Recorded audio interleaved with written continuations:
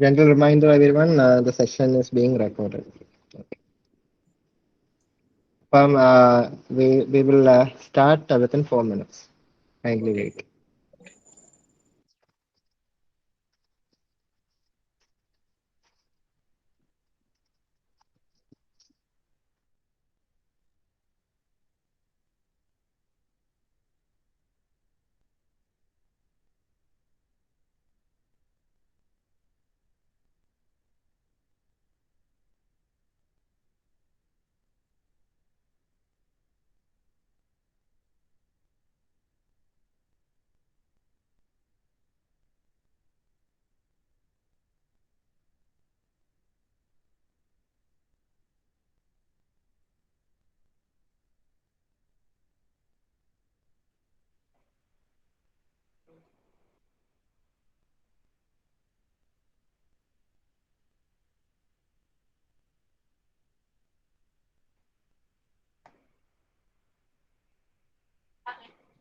Hello, Evda.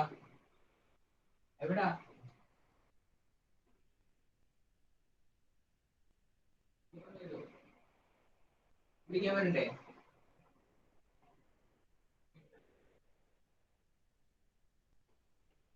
Hello. Hello.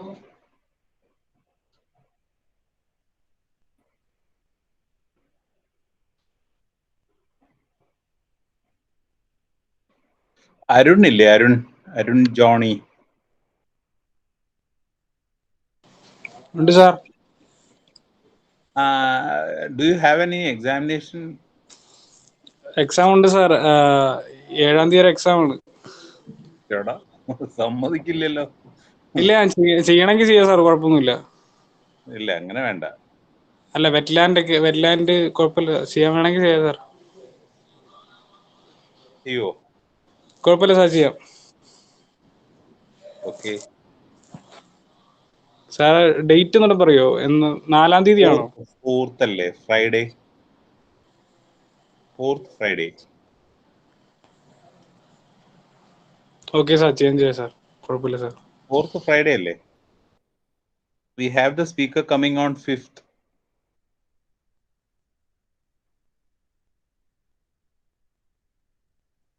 Yes sir, 4th Friday ആണ്.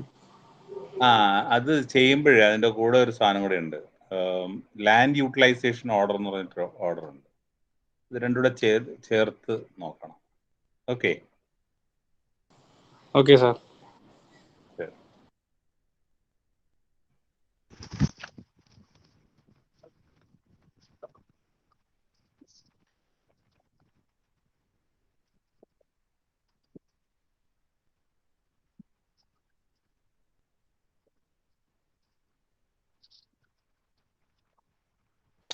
Today's speaker is a very, very important person as far as my career is also concerned, because when I started my career in 1992,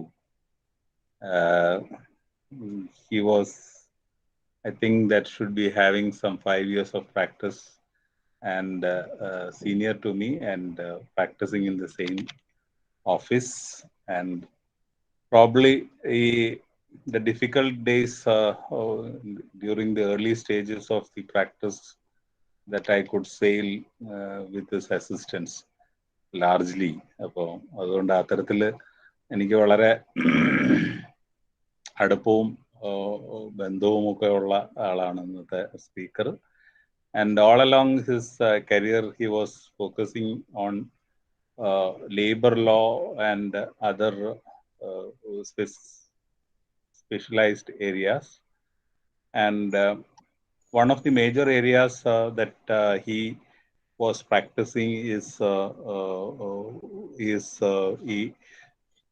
relating to departmental enquiries. I do not know how many enquiries that he has conducted over the past 30 or 35 years of his practice. Maybe 100 കണക്കിന് ചെയ്തിട്ടുണ്ടാവും എന്ന് എനിക്ക് തോന്നുന്നു. അപ്പോൾ we have a very what we call person with some specialization, and what is expected, നിങ്ങൾക്ക് എന്താണ് ഇതിനകത്തുനിന്ന് നേടേണ്ടത് എന്ന് വിചാരിച്ചാൽ we are actually sharing his experience.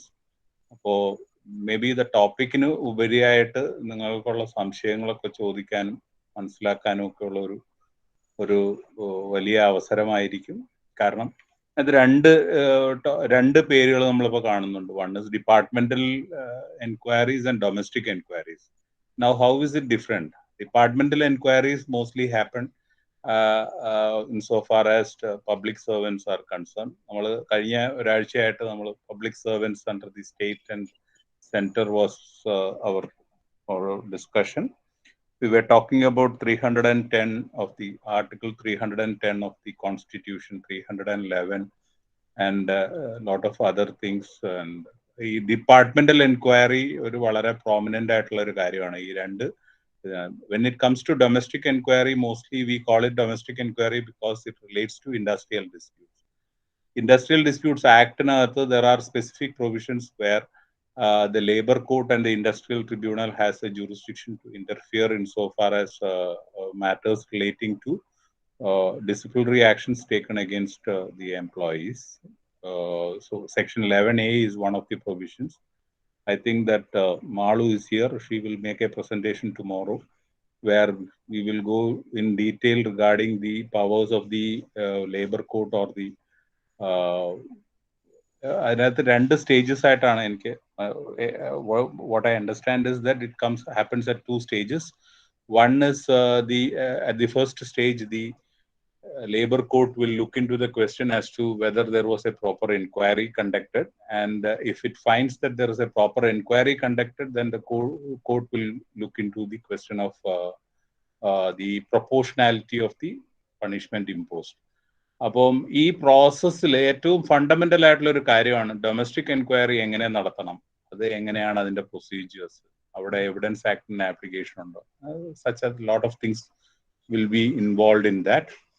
So I think that Sudhir Bose sir will be able to explain to you this topic in its വളരെ exhaustive ആയിട്ട് സംസാരിക്കാനായിട്ട് അദ്ദേഹത്തിന് സാധിക്കുമെന്ന് എനിക്ക് തോന്നുന്നു. So I invite Sudhir Bose sir to speak on the topic departmental and domestic enquiry. Sudhir sir.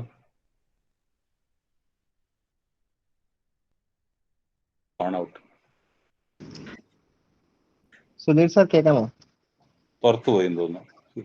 Okay. We will wait for him to join. I just want to add to what Johnson sir just mentioned. Sudhir sir, he is working as a domestic enquiry officer for Kerala Metals and Minerals and Metals, Milma Dairy, Kollam Spinning Mills. These are all key industries which are based in Kerala. He is also a domestic enquiry officer for CIIA College of Medical Science. He is also serving as a standing counsel for the Indian Medical Association and also for 4 insurance companies and 3 banks in India. So background how experienced he is.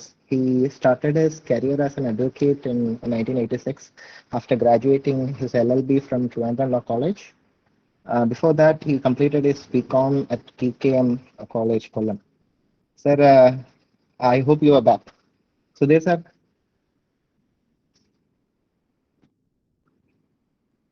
Sudhir sir.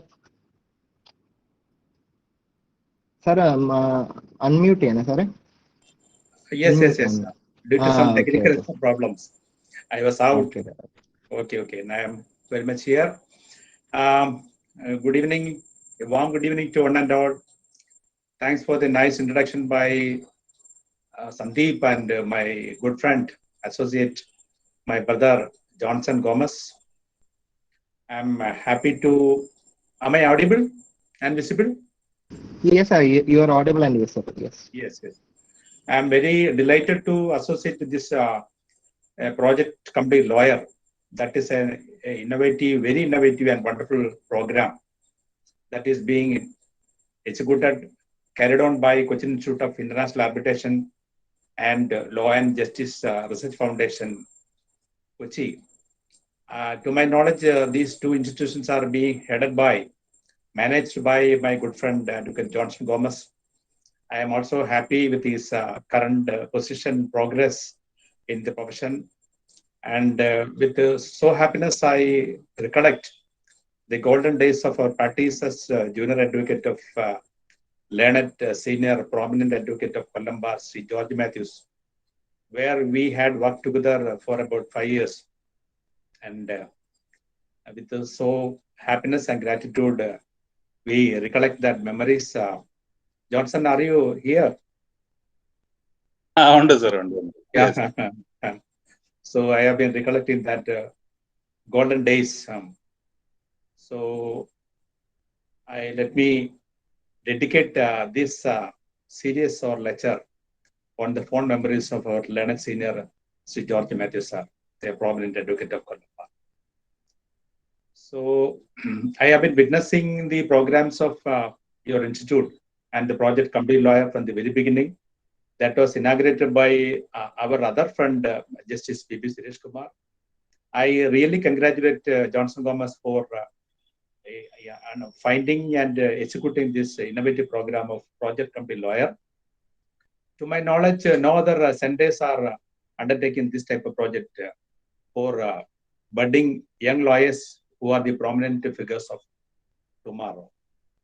So, without losing time, shall I enter into the subject directly? Okay, let me confess, I am not an expert in labor field. I am only a standing counsel or an advocate like you. And it is rather than a class, it is a matter of interaction. So I'll be happy if you ask any doubt, and that I will try to clarify. So the topic assigned to me in this evening is departmental or domestic inquiry. When the inquiry is relating to government service, like Johnson said, government services or departments, it is called departmental inquiry. In other private sector, including industries and companies, it is called domestic inquiry. I will elaborate that discussion. So at the opening of the session, let me take your attention to Article 310 of the Constitution. Article 310 of the Constitution. Article 310 deals with the tenure of the office of the person serving in the union or state. And we are all under the wrong notion that once a person joined the government service, he can continue in services as long as he wishes, or he can continue in services till his period of retirement or superannuation or something like that. That is not correct. An employee in a government sector, government office, either in the central or state, can continue in services only during the pleasure of the state or the central government. I emphasize the word, the pleasure of the word, pleasure of the government or the department or the state or the union, whatever may be. That means we cannot continue in service as a right against the pleasure of the employer or the union or the state government. The striking example is the government has an unfettered privilege or right to, please, next, right to transfer a government employee from one place to another. That is a privilege of the, that is not the privilege, that is an unfettered absolute right of the union or the state government to transfer an employee after completion of a period of 3 years. No one can challenge, because that is the right of the department or the government. That is why they are transferring person from one place to another after a period of 2 to 3 years. It shows that it is the pleasure of the central or the state government. As per the pleasure only, then employee can continue in services. Then comes to Article 311. 311 says that the government can, either central or the state government, in the capacity as the employer, can dismiss, remove, or reduction in the rank of the person employed in the capacity under the union or state. That means the government can regulate the service of an employee, including inflicting disciplinary actions, including punishment by disciplinary action, That punishment includes compulsory transfer, compulsory voluntary retirement, reduction in rank, etc., etc., etc., and even dismissal from service. That is Article 311 says. That is the right conferred upon the union or the state government to initiate any disciplinary action, including the capital punishment of dismissal from service, as per Article 311. It shows that, as stated in Article 310, the doctrine of pleasure applies. Only as per the pleasure of the government, the employee can continue in services. This is with regard to services under the state or central government. Now coming to industry, the employer, the capacity, the management, the employer can initiate disciplinary action, including dismissal from service. If such an employee or the worker is dismissed from service by the management, that will give rise to cause of action called industrial dispute. Okay, Industrial Dispute Act 1947, the word industrial dispute is defined.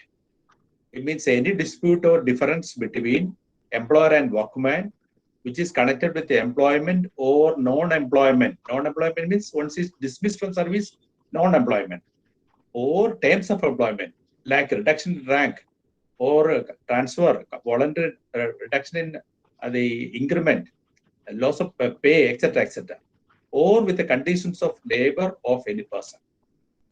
So if there is a question of dismissal from service, or regulation with regard to service, or regulations with regard to conditions which are unfavorable to a workman, then it will amount to an industrial dispute as per the provisions of the Industrial Dispute Act 1947.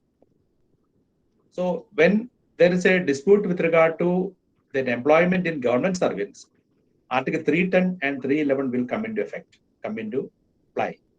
Whereas if there is such a dispute in the industry or company, Industrial Dispute Act will come into operation. Then, what is the remedy open to a person who is dismissed from service from an industry or a company or an establishment other than government officers? He has a right to approach labor court or industrial tribunal. Next slide, please. That is slide number 5. Hope that is going on. Okay. So, as per Section 11 of the Industrial Dispute Act, the labor court or tribunal has power to adjudicate upon the grievances of an employee or workman when he was dismissed from service, or when his rank is reduced, or when there is reduction in his pay, or when he faces any disciplinary actions. Then the remedy is to approach labor court or the tribunal, industrial tribunal, central or state government concerned by raising an industrial dispute. So in short, when an employee is dismissed from service from a company, his remedy is to file or raise a dispute under the provisions of the Industrial Dispute Act before the labor court or tribunal. What the tribunal or labor court do, they will call upon the evidence, they will evaluate the evidence and adjudicate the dispute, adjudication of the reference made by the government in this regard. And in the course of adjudication proceeding, if the labor court or the tribunal is of the conclusion that the order of discharge or dismissal was not justified, it will set aside, cancel the order of dismissal or discharge and direct the employer or the management concerned to reinstate him in service with or without back wages. Once again, let me conclude. Section 11, as per Section 11A, the labor court or the tribunal, industrial tribunal has jurisdiction to adjudicate upon the dispute or reference of dismissal or removal from service an employee or workman. And after adjudicating, by way of adjudication, if the court is of opinion that his dismissal or discharge from service is not fair, not as per law, not as per procedure, not by complying natural justice, the tribunal or the court can direct the management or employer to reinstate such a workman with or without back wages. Then, it goes without says dismissal or discharge of an employee must be for some valid reasons. Undoubtedly, it must be for valid reasons. That employee of the workman may be discharged or dismissed from service for valid reason. And it is called misconduct. Some misconduct must be alleged against that employee. Some misconduct must be alleged and established. It must be proved that that employee is guilty of such a misconduct leveled by the management. Then, for that is to proving such a misconduct, we are conducting inquiry. If it is conducted by department, it is called departmental inquiry. If it is conducted by other companies and established, including private sector, it is called domestic inquiry. What is the intention or object of such an inquiry? To prove that employee is guilty of such misconduct. Then what is misconduct? Misconduct, it varies from person to person, varies from establishment to establishment, varies from company to company, varies from industry to industry. However, it includes all illegal criminal activities inside the working premises, during or incidental to working premises, during or incidental to the working time. All activities which are declared as illegal or offense as per the IPC, except some other defamation like offense like defamation, that will amount to misconduct. Then, next please. Other areas of misconduct, because it is only illustrative misconduct. Unauthorized absence from work. If an employee, as I stated earlier, no employee can remain absent from work by availing service, by availing leave. Even if he want to go on leave, he must present that leave application, and it must be get it sanctioned by the management or the employer. Otherwise, his absence will be unauthorized absence. So unauthorized absence from work is definitely, undoubtedly a misconduct for every establishment is concerned. Because the employee is supposed to work for almost all the days except for permitted leave and absence. So even if he is availing leave, of course it is a privilege, not a right. It's a privilege of the employee to remain absent on leave by availing leave. Such leave must be presented in advance, except in cases of unforeseen contingencies. Leave application must be filed within time, must be in earlier, and it must be getting sanctioned by the management. It is in a case of unauthorized absence. So unauthorized absence is undoubtedly a misconduct. Then, willful refusal to comply with the directions of the employer. As I stated earlier, an employee is supposed to work during the pleasure of the employer or the management. So the employee is supposed to comply the directions of the employer or the management from time to time. That is his duty, fundamental duty.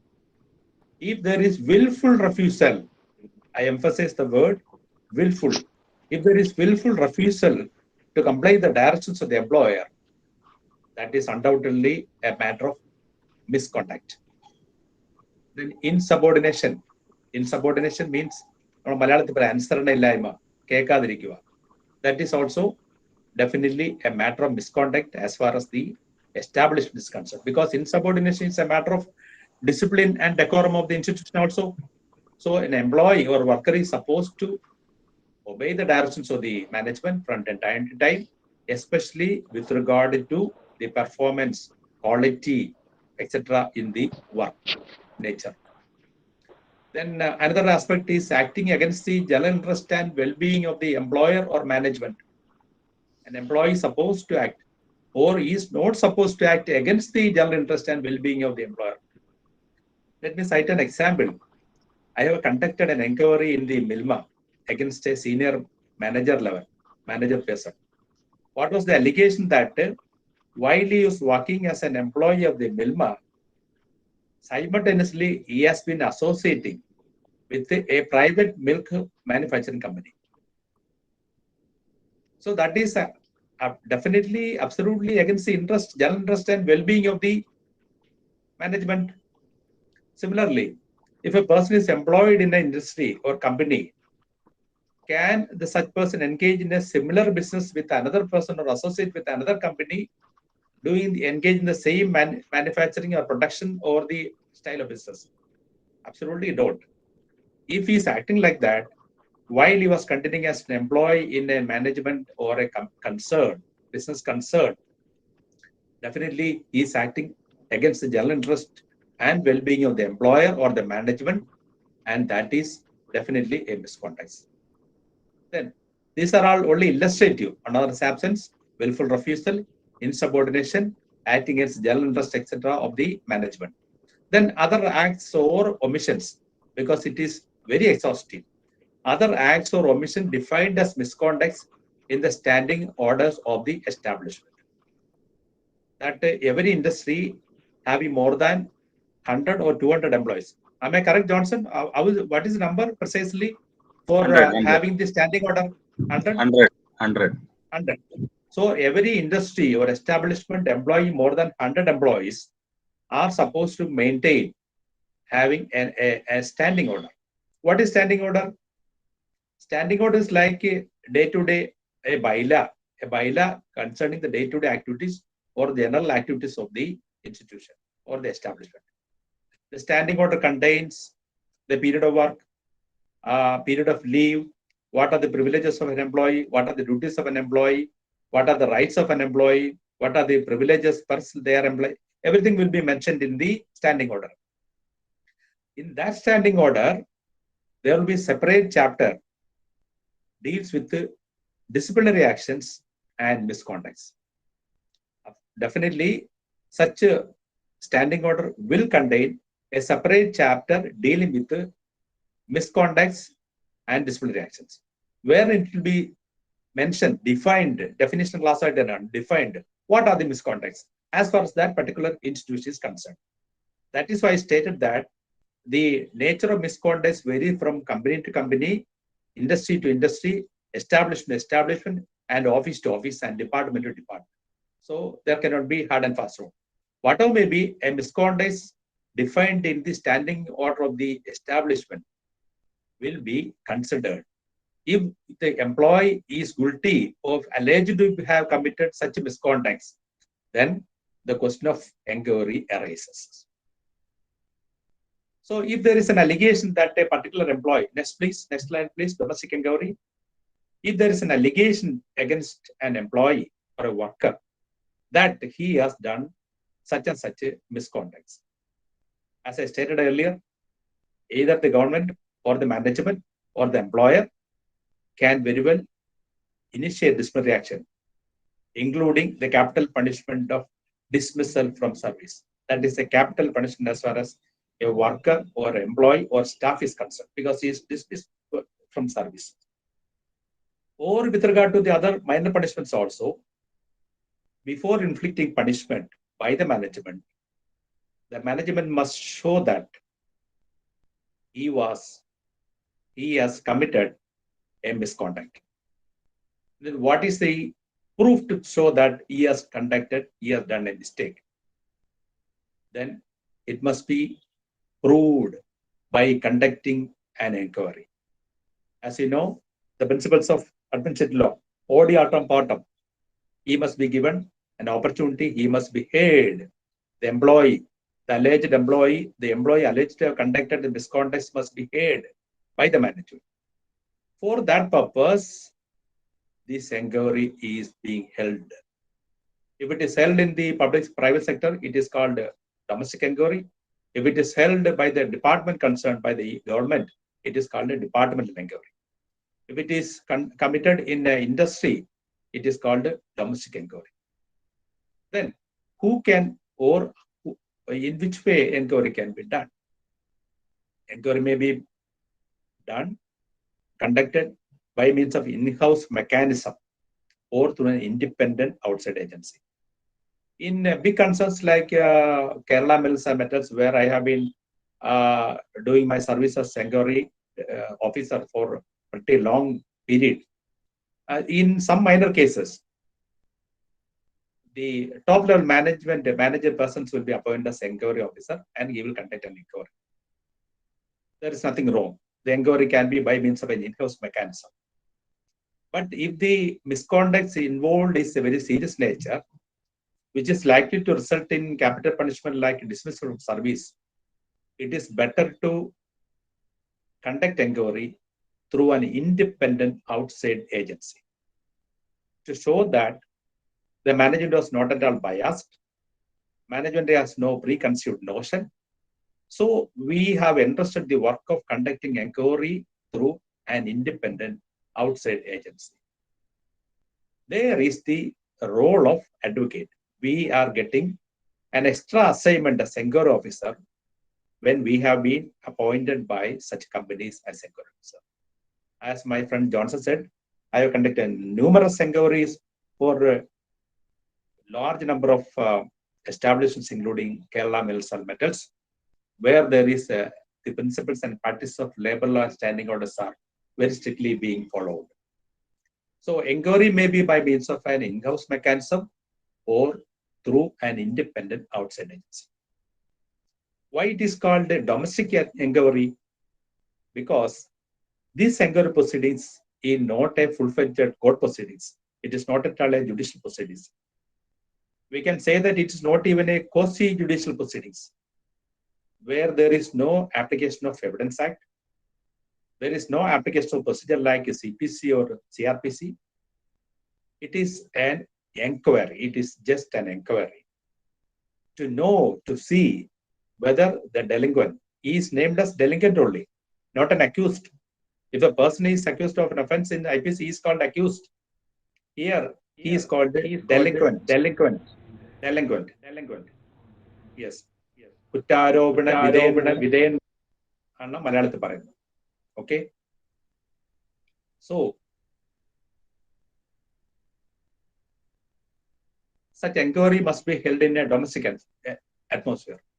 If a management wish to conduct an inquiry, the management will intimate the delinquent that we are going to conduct an inquiry, and such an inquiry must be held in a domestic atmosphere. Most probably in the same establishment, in the premises of the same establishment, or at some other places which is not at all inconvenient to the delinquent, because the presence and participation of the delinquent is inevitable. It is very much required to prove the transparency. So the inquiry is held in a domestic atmosphere by sitting seat and audience to the delinquent and his coverage, etc. That is why it is called a domestic inquiry. Inquiry being held in a domestic atmosphere is called a domestic inquiry. Even if it is a departmental inquiry, that is also in the domestic atmosphere, in the premises, within the same premises or at a independent places, not at all inconvenient to the delinquent or the employee. Then let me say, what are the objects of inquiry? The object of inquiry is just to show that it was held by the management in a most transparent manner by giving most transparent opportunity to the delinquent to prove his innocence. That is object of inquiry. That is why inquiry is held followed by disciplinary proceedings. So they can very well say that we have come to the conclusion that this person has done this misconduct, or this person has done these illegal activities based on a findings of an inquiry commissioner or the inquiry officer or the inquiry committee. So that is why inquiry was held by the management to show that we are not preconceived, we have no preconceived notion, it was transparent, we have not taken the decision, we have no ill will to the employee. So we have entrusted the task of conducting inquiry to an independent agency, which includes a lawyer, law firms, etc., etc., preferably having legal background. That is why it is entrusted to lawyers. Myself and Johnson have done inquiry for KMML. Is it Johnson? For some years back, for the Kerala Minerals and Metals. And so the object of inquiry is to give a transparent opportunity to the delinquent to prove his innocence. Then what is the test to prove that inquiry was held in a transparent manner?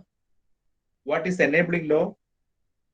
Let me say that there is no enabling law like Domestic Inquiry Act. to my knowledge. Is it Johnson? Is there an act like Domestic Inquiry Act? Illa. Illa. So the only test is in a domestic inquiry is natural justice. It is natural justice. It includes everything. That the principles of natural justice must be complied by the inquiry officer in the inquiry by giving maximum opportunity to both management and delinquent to take part in the inquiry, aware of the charges, allegations level against him, aware of the evidence. He must be given an opportunity to put up the defense, etc., etc. So these are under the banner of natural justice. That is, I said that there is no question of taking evidence under the Evidence Act. There is no procedure like a CRPC or CPC. So only thing is that there must be an application, delivery of natural justice by which the delinquent, more particularly the delinquent employee, must give an opportunity to take part in the inquiry and to prove his innocence. Of course, management also should give an opportunity to prove the misconduct. So that is the object of inquiry. Then let me submit that the proceedings of the commencement of the disciplinary proceedings in the sequence. How disciplinary proceedings will be started. When there is an allegation that a particular employee or a worker has done some misconduct, improper activities, illegal activities, how the management or when, how, in what way the management can initiate disciplinary actions. Commencement of disciplinary action. The first thing, when there is an allegation or information that a particular employee has conducted some misconduct, the very first step is to issue a show cause notice to him. The word ശ്രദ്ധിച്ചേക്കണം, show cause notice. മലയാളത്തിൽ പറഞ്ഞാൽ കാരണം കാണിക്കണം. We have been witnessed many show cause notices in the dailies. പേപ്പറിൽ എല്ലാ ദിവസവും വരുന്നുണ്ട്. പല എംപ്ലോയ്സിനും show cause notice. Or മലയാളത്തിൽ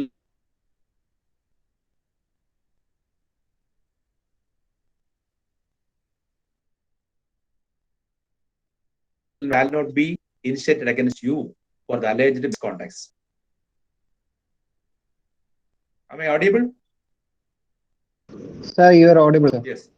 ഇടയ്ക്ക് വെച്ച് കട്ടായിട്ട് പക്ഷേ it's okay. Yes. പറഞ്ഞോണ്ടാണ്. Okay. So the first proceedings, commencement of the disciplinary proceeding, the first step is to issue a show cause notice to the delinquent employee, stating that why disciplinary proceedings shall not be initiated against you for the alleged misconducts. I will show you a draft, a model of the show cause notice. Next, please. This is like, it goes on like this. Addressed to the worker, his name. It is alleged that you have engaged in a misconduct or improper conduct or illegal conduct on a particular day. That is based on a written complaint or maybe on the hearsay evidence of the management or etc. etc. Anyhow, it must be alleged what is misconduct he has committed. Stated that you have conducted a particular misconduct on a particular day. That your act of misconduct is against the discipline, decorum, and the laws of the institution. Then it can be added, it is also against the development or the interest of the institution, as I said earlier, against the interest of the institution. So you are requested to show cause. You are requested to show cause within days, minimum 48 hours or 2 days. Within 2 days, why disciplinary action shall not be initiated against you for the above misconducts. Follow me? Then it must also contain this sentence. If no reply is received within the stipulated time, it will be presumed that you have no explanation to offer and the management will proceed with the disciplinary action. Suppose a show cause notice is issued and the employee is not willing to answer, offer any explanation. What will be the presumption? He is accepting that misconduct. He is accepting that allegation. And he has nothing to offer by explanation. And management can proceed further. So this is the model of a show cause notice being issued by every employer, management, or even department. Probably you might have seen such a show cause notices in the media, I mean papers, newspaper, when the delinquent is not there to receive the show cause notice. Suppose he went abroad, no one is there to receive the show cause notice. It is the duty of the employer or the management to publish such show cause notice in the daily newspaper. Otherwise, there is no question of natural justice. So this is the show cause notice. Next, please. If after receiving the show cause notice, if the employee is not giving any reply, or if an employee is giving a reply or explanation, but that is not satisfactory to the management in all ways, the next step on the part of the management is to issue a memo of charges. This is the model of a memo charges. See, I think you can read it properly. The slides you can read it. Everyone can read it. Yes. Yes. Yes, sir. Yes. So Yes.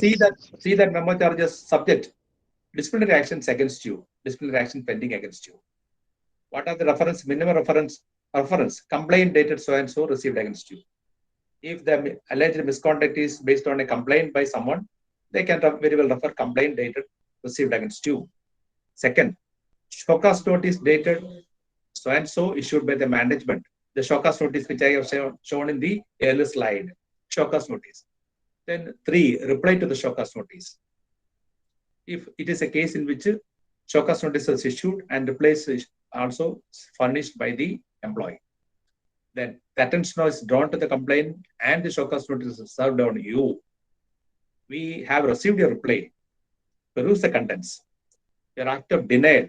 In all cases, they are denying, or sometimes they are justifying the act, saying that it is for the interest of the company, etc., etc. Whatever may be, your act of denial or justification of the alleged incident is not satisfactory and not at all acceptable to the management.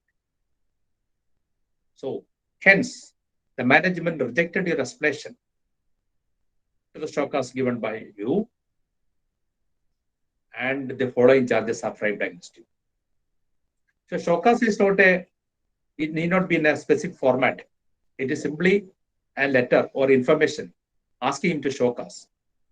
But if that reply to the show cause is not acceptable, rejected, the management is supposed to issue a specific memo charges. This is the model of the memo charges, saying that your reply is not satisfactory, reply is not justifiable, reply cannot be accepted, so we are rejecting the reply, and the following misconducts are leveled against you. 1, 2, 3 acts or misconducts. This may be the misconduct as defined in the standing order, if there is standing order, or otherwise what are the activities? Unauthorized absence ആണെന്ന് പറയാം, അല്ലെങ്കിൽ misappropriation money ആണെങ്കിൽ അത് whatever may be specific ആയിട്ട് ആ misconducts അതിൽ refer ചെയ്യും. Continue. Next please. Memo charges continued. അപ്പോൾ 1, 2, 3 ആയിട്ട് എന്തൊക്കെ misconducts ആണെന്ന് പറഞ്ഞിരിക്കണം, അതിനോടൊപ്പം പറയണം. These are the misconducts leveled against you by the management. So to probe into the charges leveled against you by virtue of the memo charges, the management hereby appoint one company. Lex Insight, it is only just mentioning an example, to conduct a domestic inquiry and submit the inquiry. So followed by memo charges, it should also be mentioned that to probe into the charges, to investigate in the charges, to find out the charges, to find out the truth in the charges, the management hereby appoint Mr. So-and-so, an advocate or a law firm or any persons having legal background or any firm having legal background, like your institutions of your institution, what we call the Cochin Institute of International Arbitration, they will be appointed as inquiry officer to conduct a domestic inquiry and submit the inquiry report. It will be concluded like this. The inquiry officer is directed to conduct the inquiry and submit the report within a period of particular period. It may be 3 months, 6 months, or an extended period. Depends upon the volume of evidence. So this is the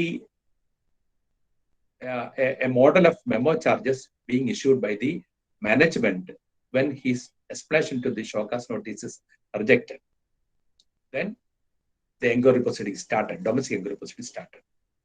So by virtue of the memo charges, management appoint inquiry officer, and this will be issued, the copy of the communication will be issued to the inquiry officer also.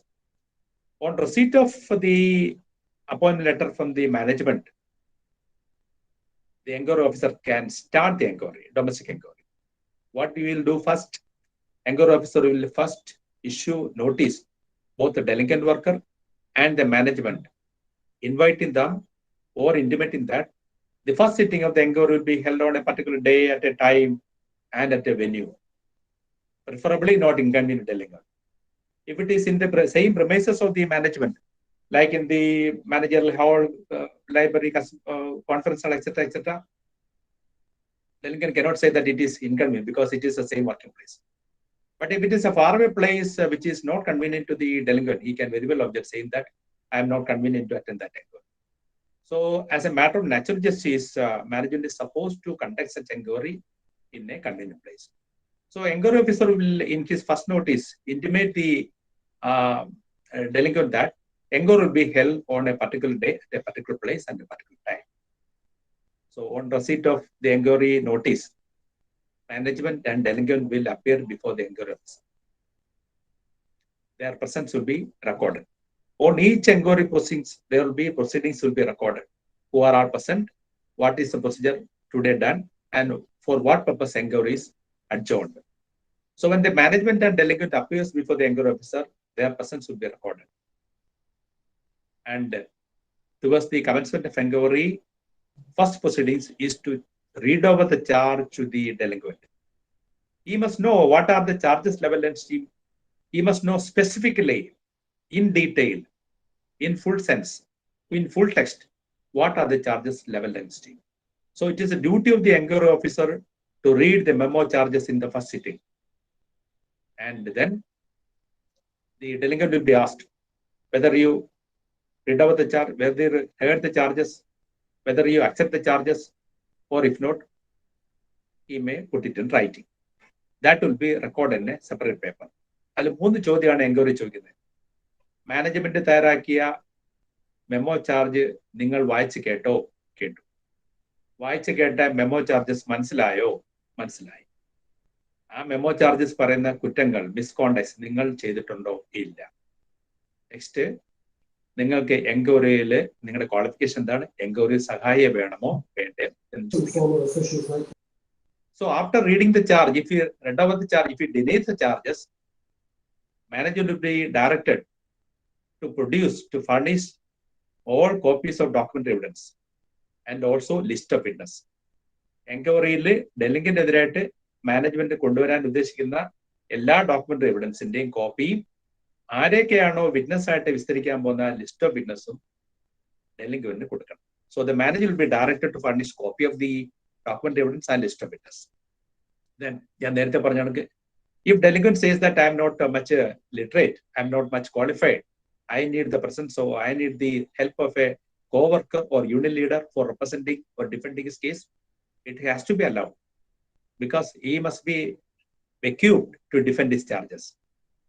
Especially when he is not such qualified, he is not conversed with the inquiry proceedings, he can very well seek the assistance of a co-worker, including unit leader. If he is seeking such permission to the inquiry officer, inquiry officer must allow the presence or participation or the defense or the aid of a co-worker or unit leader. In some inquiry, we are facing with the problems. When delinquent appears, they say that they want to be defended through a lawyer. See, they have no right, they cannot ask as a right the assistance of a lawyer to defend their charges in the inquiry, because when inquiry officer, there will be presenting officer for the management, like a prosecutor. If that presenting officer of the management is not a lawyer or a legal officer or a manager law or a legally qualified person or a legally trained person, there is no question of legal assistance or appearance through a lawyer by the delinquent also. Unless the management is representing the inquiry by a legally trained person or qualified.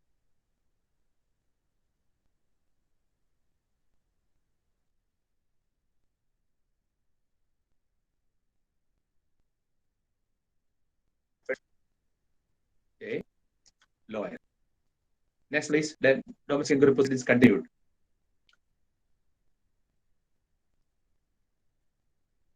Any problem?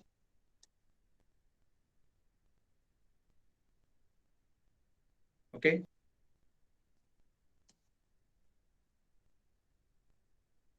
Okay. Audible alle? അതെ Johnson? അതെ അതെ Can I continue? yes Yes, yes. So, okay, after the furnishing the list of witnesses and all documents, the management is supposed to produce all the documents, original and list of witness to the inquiry officer, and a copy must be served to the defense side, the language side on the same day. Then the inquiry will be adjourned for the examination of witness.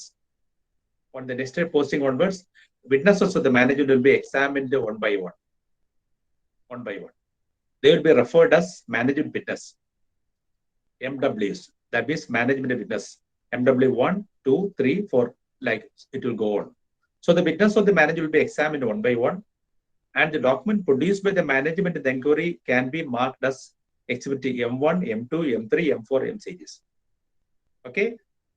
Then the management witness will be referred as MWs, and the documents produced from the side of the manager will be referred as M series. Then the witness will be cross-examined. Definitely, they will be cross-examined by the delinquent or his co-worker. So whoever be the witness, whatever may be his status or his designation, it is the absolute right of the delinquent to cross-examine that witness and also challenge the veracity of the document produced from the side of the manager. So definitely, invariably, the witness examined from the side of the manager will be cross-examined by the delinquent. So after examining witnesses one after another, management can submit that they are closing their evidence. Then after the close of evidence, delinquent may be invited to adduce defense evidence. It is not at all compulsory.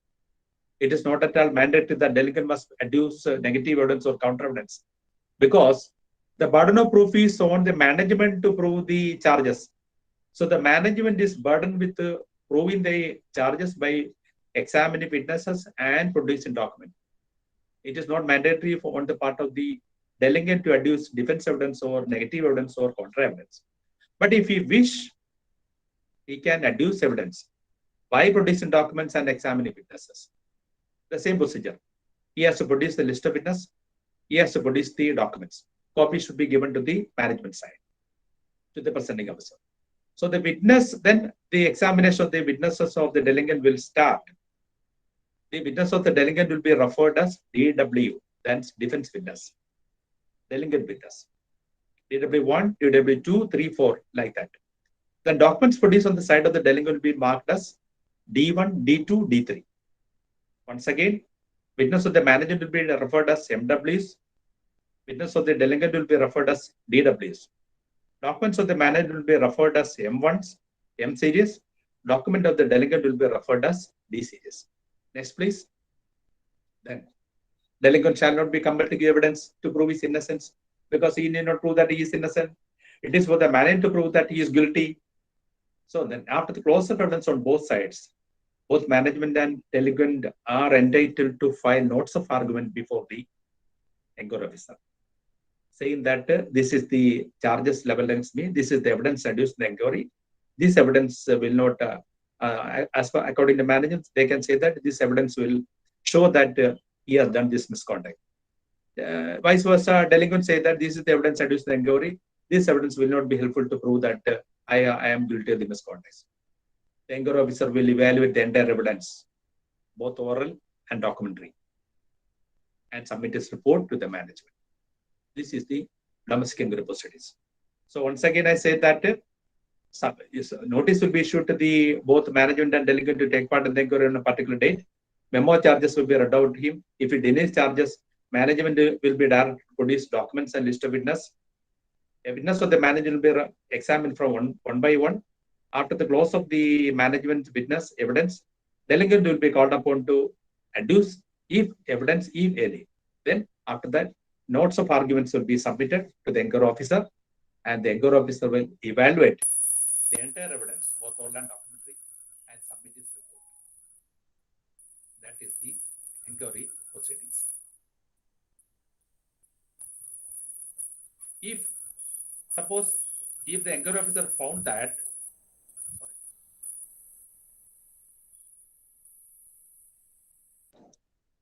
I have a call. If the inquiry officer found that the delinquent is guilty of this misconduct as alleged in the inquiry, he can very well submit a report indicating that these are the charges alleged by the management, and based on the evidence, he is guilty of these charges. That alone, that ends there. The delinquent, the inquiry officer is never supposed to comment upon the punishment or something like that. I have seen many cases, the inquiry officers are commenting upon the nature of punishment also. It is outside the ambit of the inquiry officer. It is for the management to decide what is the quantum of punishment.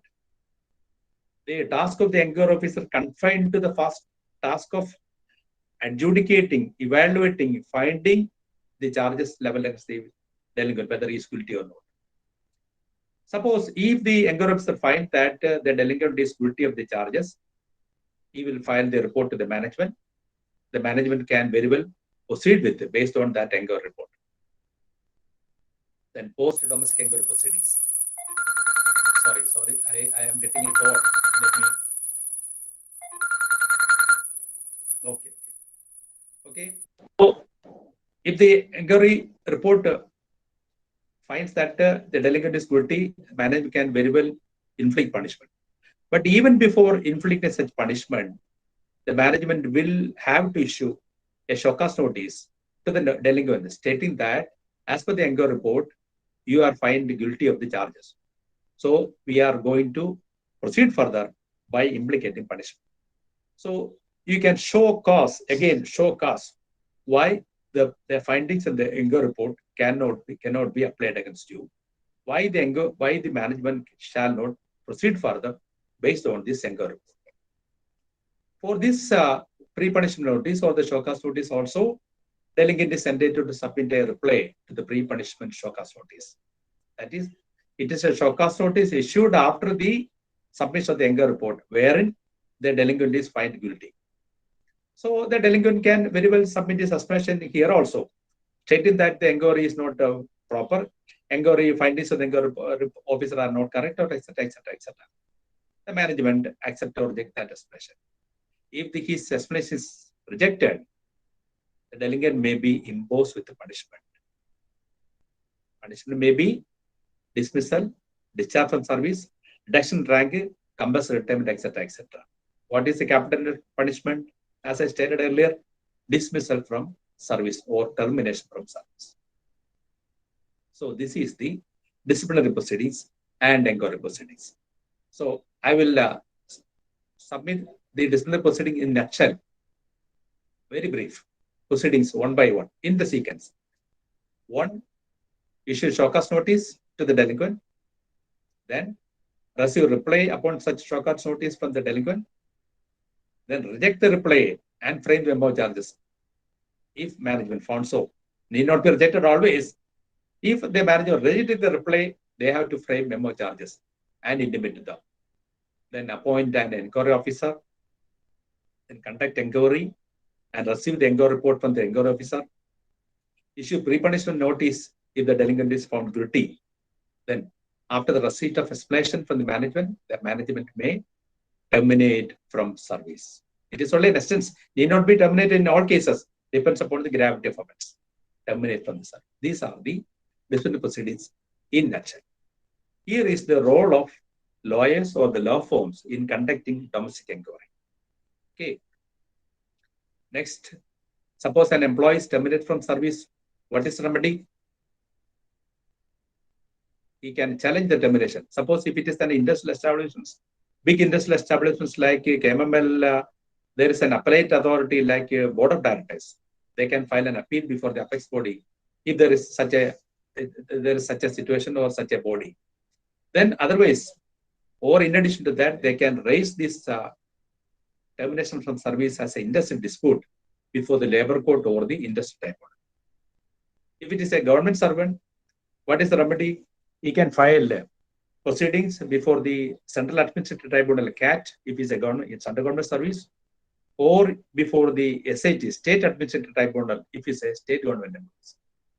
For other employees working in the industrial establishment public sector undertakings, he can challenge the termination by raising industrial dispute before the concerned labor court or industry tribunal, stating that or seeking a relief to set aside the termination and claim reinstatement with the packages.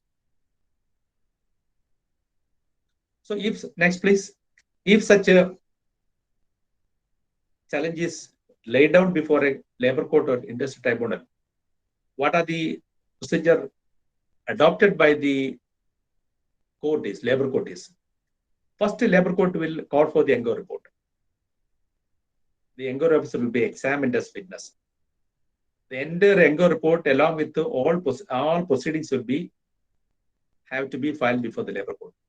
Labor court and the industry tribunal will peruse it very meticulously to see whether the inquiry was done in a proper manner by giving maximum opportunities to both parties by applying the principles of natural justice.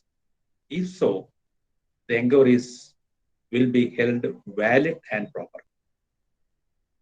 If an inquiry conducted by the management or employee is held for the business concern or industry is held valid and proper, then there is no question of setting aside that finding of the inquiry officer by any court, because court is sitting in appeal, not a full-fledged appellate authority like court.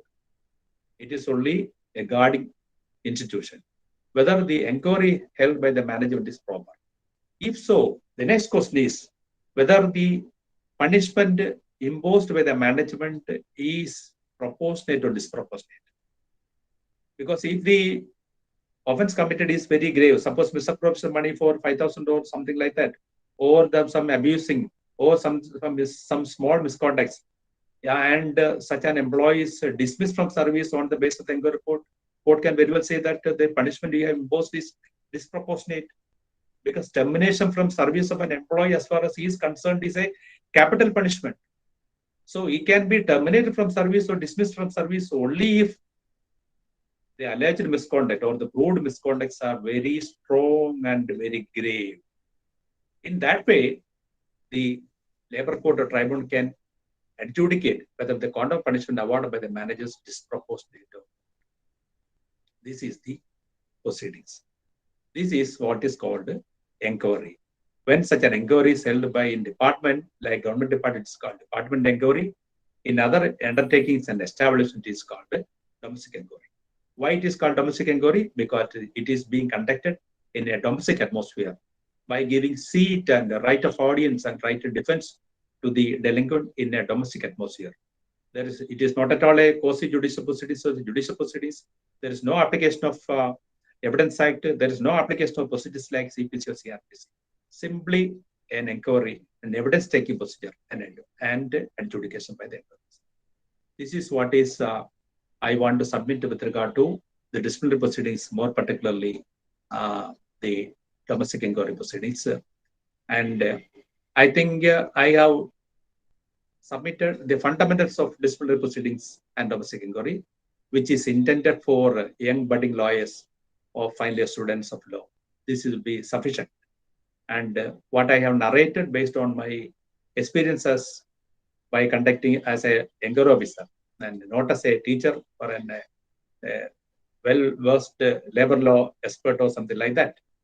So I'll be happy to share your experience or your doubt. I'm only happy. Please. Thank you. Thank you very much.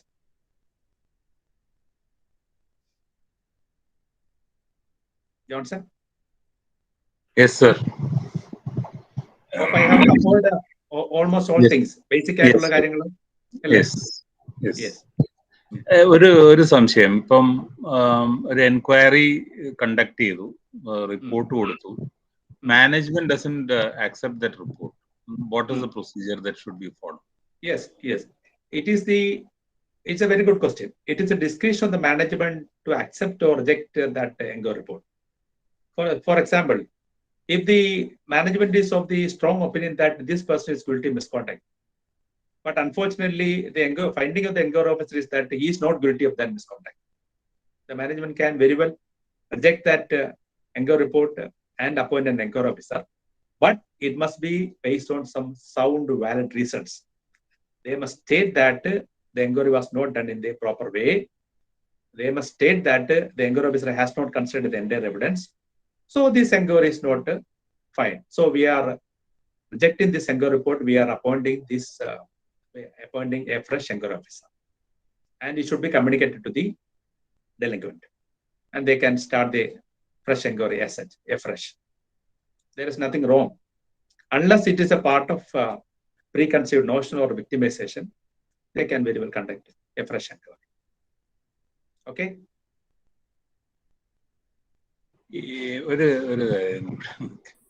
ഈ report കൊടുക്കണം എന്നുള്ളത് mandatory ആണോ? After the enquiry should the report be given to the copy of the report should be given? No, it is not like that. പലരും നമ്മുടെ enquiry റിപ്പോർട്ടിന്റെ copy ചോദിക്കാറുണ്ട്.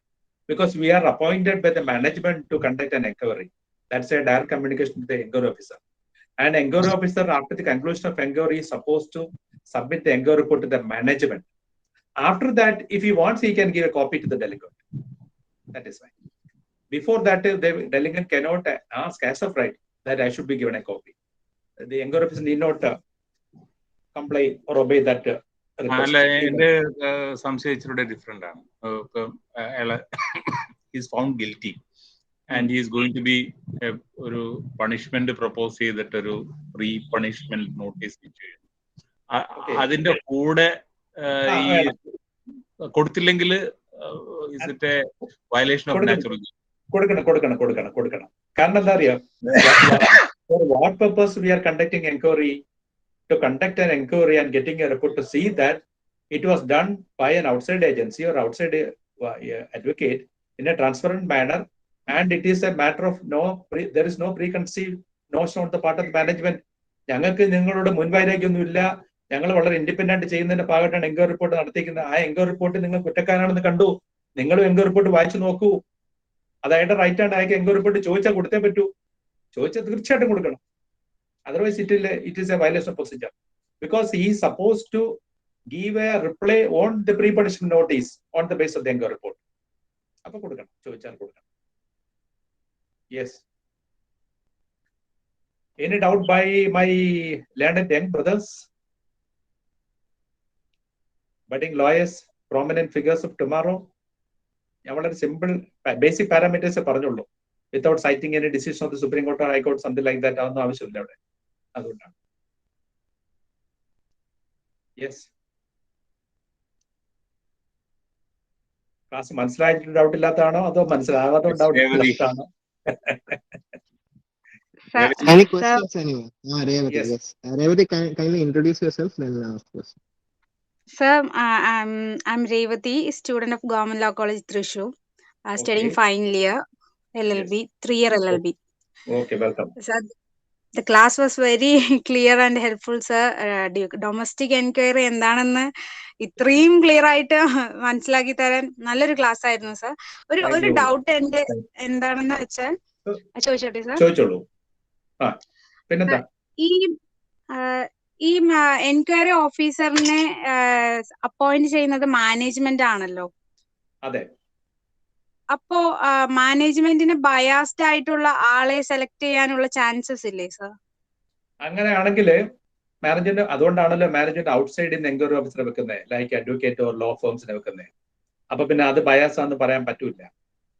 അതിലൊരു നല്ല ചോദ്യമാണ്. ഈ എൻക്വയറി ഓഫീസറായിട്ട് സാധാരണ വെക്കുന്നത്, ഇപ്പൊ ഞാൻ KMMLന്റെ ലോ ഓഫീസർ എൻക്വയറി ഓഫീസറായിട്ട് പോകാറുണ്ട്. ഞാൻ ആക്ച്വലി KMMLന്റെ ലീഗൽ അഡ്വൈസർ അല്ല. I am not the standing counsel of KMML. കാരണം അതൊരു അലിഗേഷൻ ആവാം. KMMLന്റെ വക്കീലിനെ തന്നെ എൻക്വയറി ഓഫീസറായിട്ട് വെച്ചാൽ, മാനേജ്മെന്റ് എൻക്വയറി ഓഫീസറായിട്ട് വെച്ചാൽ മാനേജ്മെന്റ് അനുകൂലമായിട്ട് വരത്തില്ലേ എന്നൊരു ചോദ്യം വരാം. അതുകൊണ്ട് അങ്ങനെ അല്ലാത്തവരാണ് അവർ വെക്കുന്നത്. പിന്നെ ആ എൻക്വയറി ഓഫീസർ ബയാസ് ആണെന്ന് ഡെലിംഗ്വന്റ് തോന്നിയാണെങ്കിൽ ഡെലിംഗ്വന്റ് വെരി ഫസ്റ്റ് ഇൻസ്റ്റൻസിൽ തന്നെ പറയണം, I have no confidence with this enquiry officer. ഈ എൻക്വയറി ഓഫീസർ ഇന്ന പാർട്ടിക്കാരനാണെന്നോ അല്ലെങ്കിൽ മാനേജ്മെന്റ് അടുത്ത ആളാണെന്നോ എന്ന് പറഞ്ഞാൽ വേണമെങ്കിൽ അങ്ങനെ റേസ് ചെയ്യാം. അതൊരു വാലിഡ് ആൻഡ് ടെനബിൾ ആയ ഒരു ഡിഫൻസ് ആണ്. ഒരു അലിഗേഷൻ ആണെങ്കിൽ ആ എൻക്വയറി ഓഫീസറെ മാറ്റണം. ഞാൻ I will tell another example. Pathanamthitta Milma മാനേജ്മെന്റില് അവിടെ ഒരു ഡെലിംഗ്വന്റിനായിട്ട് എൻക്വയറി ഓഫീസറെ അപ്പോയിന്റ് ചെയ്തായിരുന്നു. ഒരു മെയിൽ പേഴ്സൺ ആയിരുന്നു. ഡെലിംഗ്വന്റ് വാസ് എ ലേഡി. ഈ എൻക്വയറി ഓഫീസർ പത്തനംതിട്ടയിലെ ഒരു അഡ്വക്കേറ്റ് ആയിരുന്നു. എൻക്വയറി ഇടന്ന് വന്നിട്ട് എന്നും ലേഡിയോട് വിളിക്കുമ്പോഴത്തേക്ക് അവരോട് ചൂടാവുകയോ കയറി സംസാരിക്കുകയും ചെയ്യുമായിരുന്നു. നമ്മൾ വളരെ പോളിഷ് ബിഹേവിയർ ആയിരിക്കണം എൻക്വയറി ഓഫീസർ എന്ന നിലയിൽ. കാരണം ഡെലിംഗന്റ് പാർട്ടിസിപ്പേഷൻ പ്രധാനമല്ലേ. അപ്പൊ ഡെലിംഗന്റ് ഇങ്ങനെ എൻക്വയറി ഓഫീസർ ചൂടായി സംസാരിച്ചപ്പോഴത്തേക്ക് അവർക്ക് സംസാരിച്ച ഇയാളെ ബയാസ് ആണ്. They filed a OP before the High Court stating that inquiry is not supposed to be by impartial, independent. Especially when that lady is a delinquent is a lady. Management submit ചെയ്തു, പിന്നെ ഹൈക്കോടതി direct ചെയ്തു, enquiry ഓഫീസറായിട്ട് നിങ്ങൾ അങ്ങനെ മാറ്റുക, ഇങ്ങനെ ഒരു ആരോപണമുണ്ട്. And it is better to appoint a lady advocate as an inquiry officer. Accordingly, another lady officer, advocate from Kottarakara, she was appointed. I think Advocate Vasnumari is here. She is a participant of this program. She has conducted the inquiry. And that was done in a very good manner. Okay. മനസ്സിലായില്ലേ? അപ്പൊ enquiry officer bias ആണ് തോന്നിയാൽ ആ ആരോപണം പറയും. പക്ഷെ ബാലിശമായ ആരോപണം പറയുന്നത്, ചുമ്മാ ബയാസ് ആണെന്ന് പറഞ്ഞിട്ട് കാര്യമില്ല എന്ന് പറഞ്ഞിട്ട് കാര്യം. അതുകൊണ്ടാണ് ഇൻഡിപെൻഡന്റ് എൻക്വയറി ഓഫീസറെ പുറത്തു നിൽക്കുന്നത്. ഓക്കെ. കാരണം നമുക്ക് മാനേജറോടും പ്രത്യേകിച്ച് അടുപ്പമില്ല, ഡെലിംഗന്റിനോട് വിരോധവും ഇല്ല. Okay. Yes, sir. Thank you, sir. Okay. It's a very good question. Parayu. Any more doubt? Any other questions?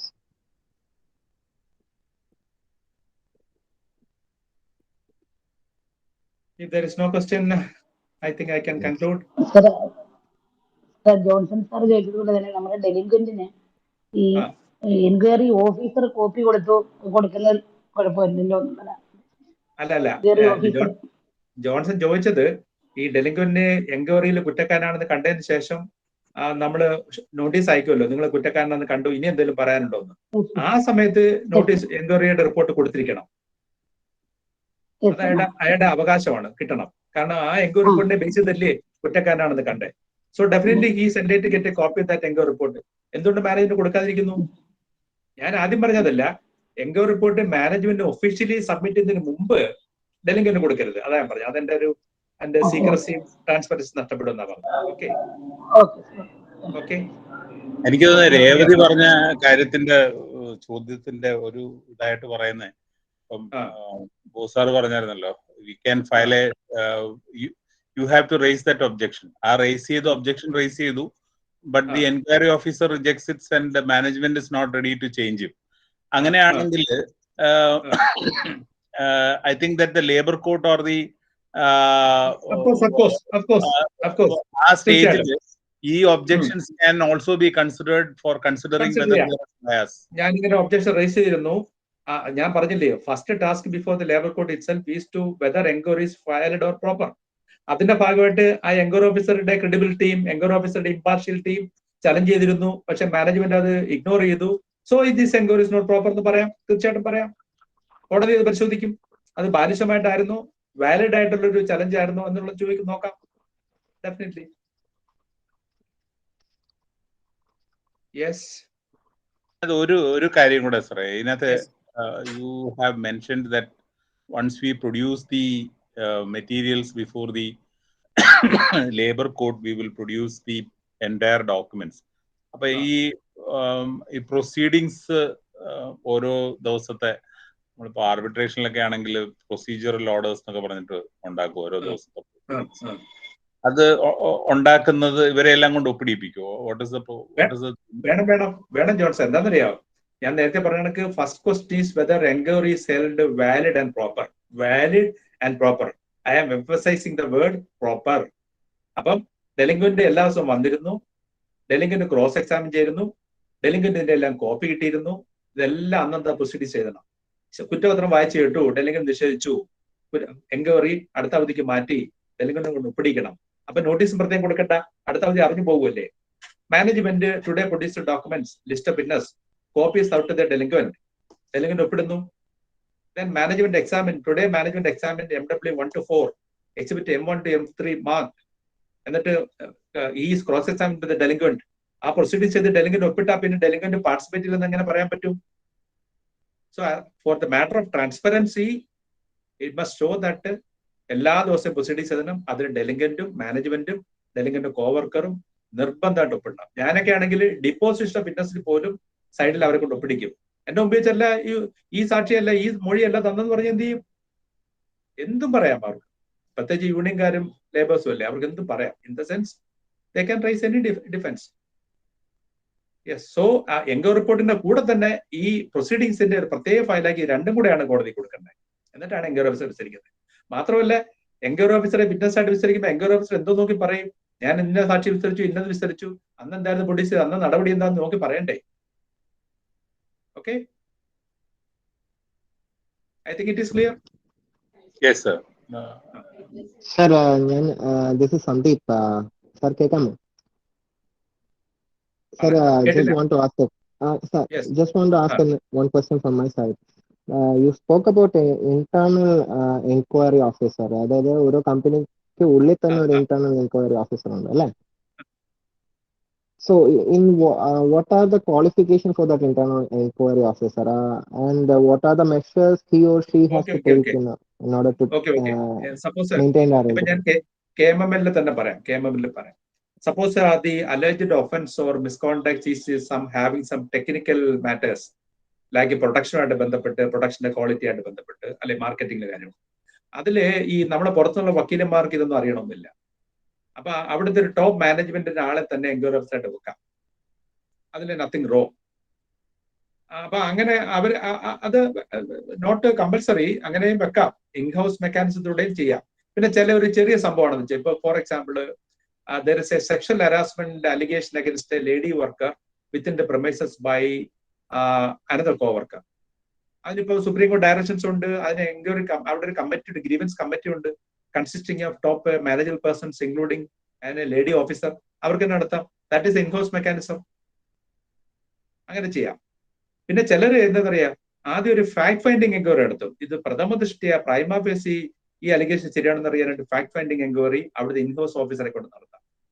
ആ ഫാക്ട് ഫൈൻഡിങ് എൻക്വയറി ശരിയാണെന്ന് കണ്ടാൽ then they will issue memo charges, then they will appoint another enquiry officer from outside to conduct the enquiry. അപ്പൊ രണ്ട് enquiry വരും. ആദ്യം ഒരു fact finding enquiry, then the full-fledged enquiry by a third person or an advocate. മനസ്സിലായോ?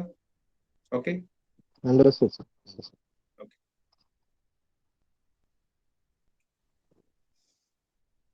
So I think yeah, sir, finally എല്ലാ കുട്ടികളും ചോദിക്കാൻ ഉദ്ദേശിക്കുന്ന ഒരു ചോദ്യമാണ്, especially the law students.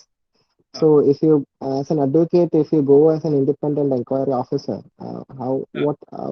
how do you determine the fees and all for the service that is provided to by?